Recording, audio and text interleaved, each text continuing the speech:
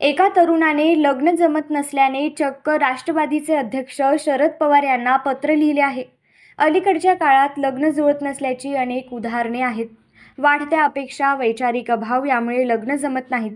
मुलांची लग्ने वेळेवर होत नसल्याने वय निघून जात आहे. ग्रामीण भागातील मुलांची तर लग्ने लवकर जमत नाहीत. असेच एका तरुणाचे लग्न होत नसल्याने तरुणाने मोठा निर्णय घेतला.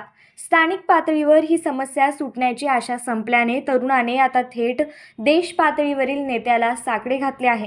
अकोल्यातील एका तरुणाने चक्क ज्येष्ठ नेते राष्ट्रवादी काँग्रेसचे संस्थापक शरद पवार यांनाच विनंती केली की माझे लग्न होत नाहीये, कृपया मला पत्नी मिळवून द्या, मी तुमचे उपकार विसरणार नाही.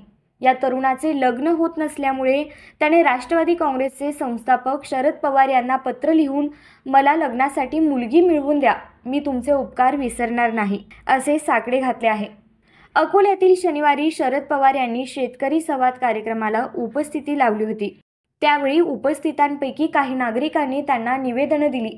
त्यामध्ये एकाकीपणा असह्य झालेल्या लग्नाळू तरुणाचे निवेदन होते. यामध्ये त्याने स्वतःचा पत्ता आणि मोबाईल नंबर दिले आहे. हे निवेदन वाचून शरद पवार यांच्यासह व्यासपीठावरील नेतेही अवाक झाले. या तरुणाचे पत्र सध्या सोशल मीडियावर व्हायरल झाले आहे.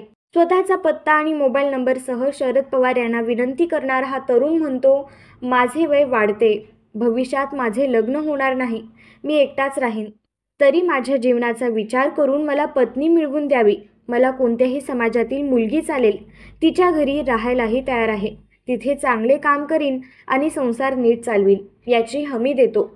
हा तरुण पत्राचा शेवट मला जीवनदान द्यावे, तुमचे उपकार मी विसरणार नाही, अशा शब्दात करतो. हे पत्र अस्वस्थ करणारे आहे. अपुरे शिक्षण, बेरोजगारी व गरिबीच्या चक्रात पिळून निघणाऱ्या ग्रामीण तरुणांच्या वेदना या पत्राने समोर आणल्या आहेत.